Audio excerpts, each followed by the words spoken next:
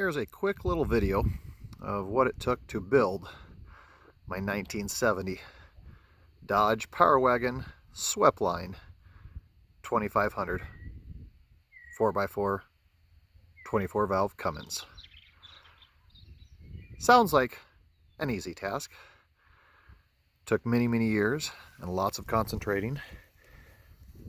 Started with a few sweplines. Basically, a 1970 Dodge Power Wagon has that iconic crisscross grille. They started that in 1970. Previous grills generations were slightly different. I also like the early 66s, 64s with the 4 headlights, which I don't have one here. But I always wanted to take this truck, put a diesel in it, make it drive and handle like a modern truck. Many people have done it online, but this is something just one guy in his garage wanted to do. So I kept looking at my daily driver. This truck that I did back in 2011, and tuned up motor, 6.7 Cummins, stretched it for the 8-foot box, make it more usable, and this is my towing monster. Rides really nice and quiet, and pulls everything.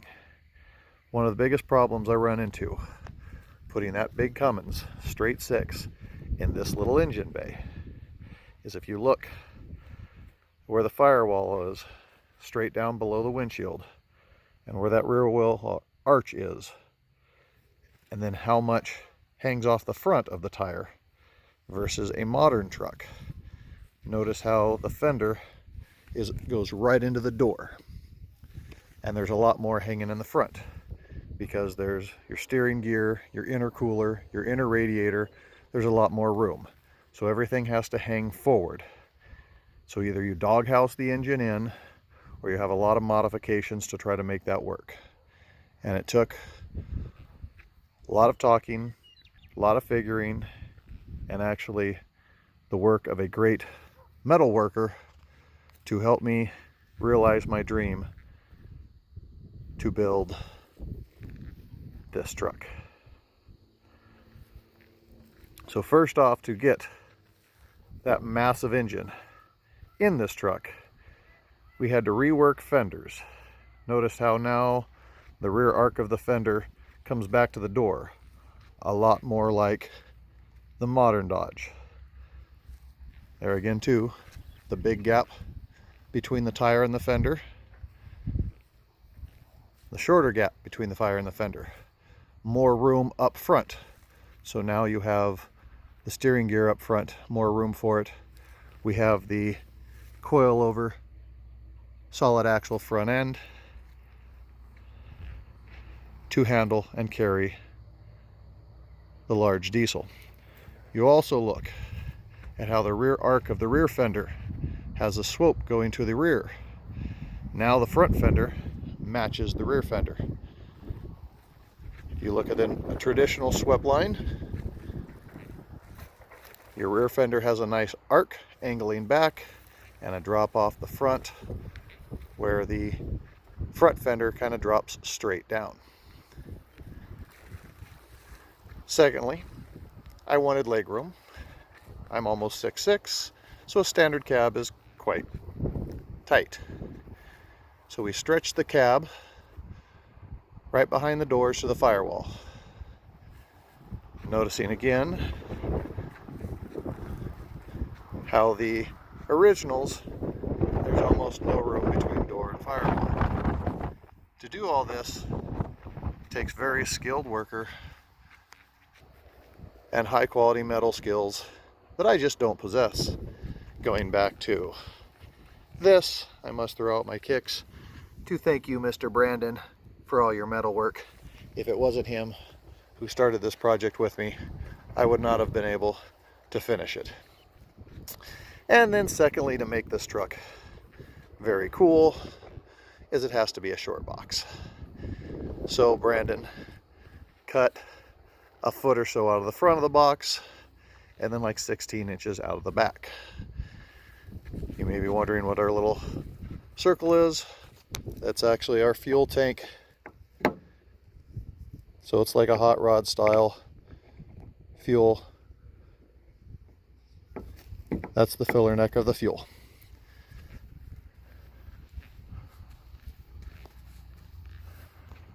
You might be noticing dual exhaust. This has 3-inch dual exhaust going all the way up to the motor. It's not wide behind the axle. It's right off the turbo.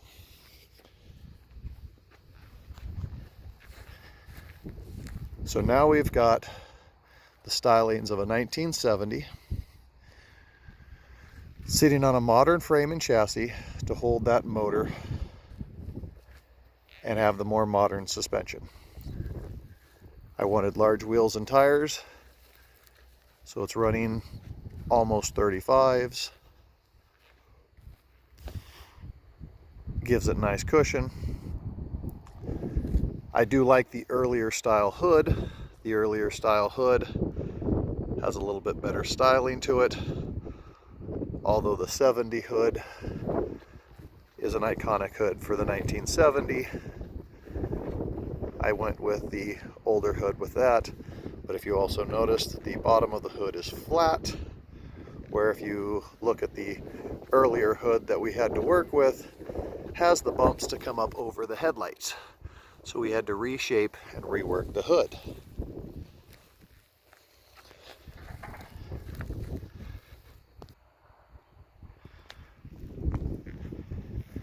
And when looking under the hood,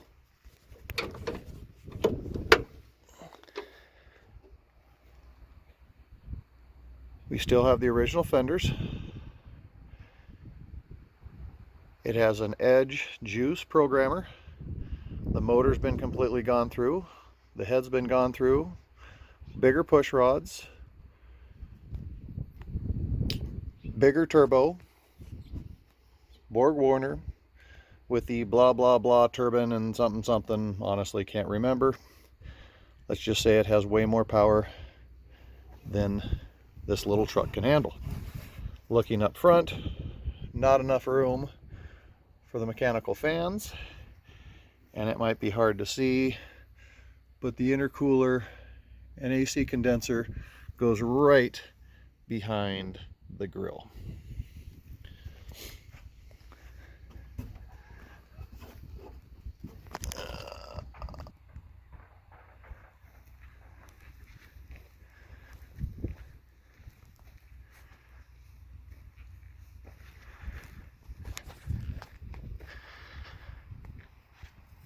Some custom touches of stainless steel stripes down the inner grooves of the bed liner. The truck's a little dirty. I have been driving it and enjoying it.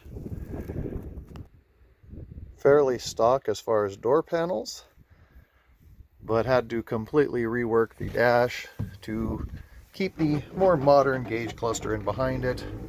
Programmer radio, one of my more favorite shifting bowls. This is a 6-speed manual. Let's hear it fire up.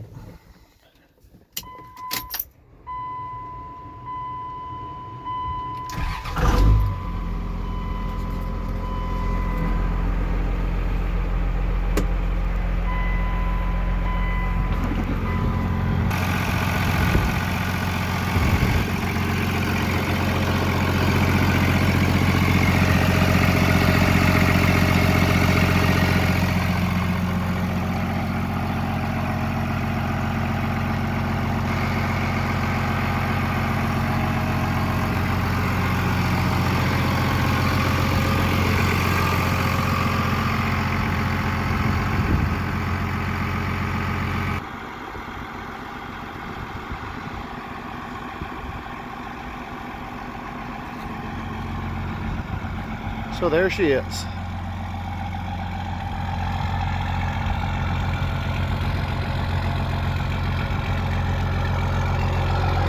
Little exhaust note.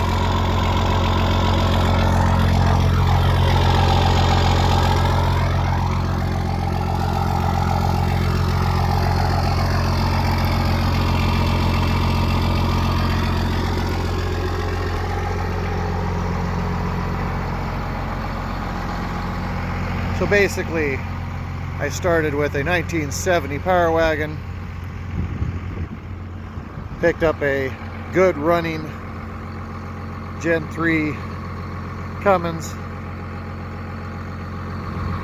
and then a lot of money and a lot of time built this beautiful, fun truck.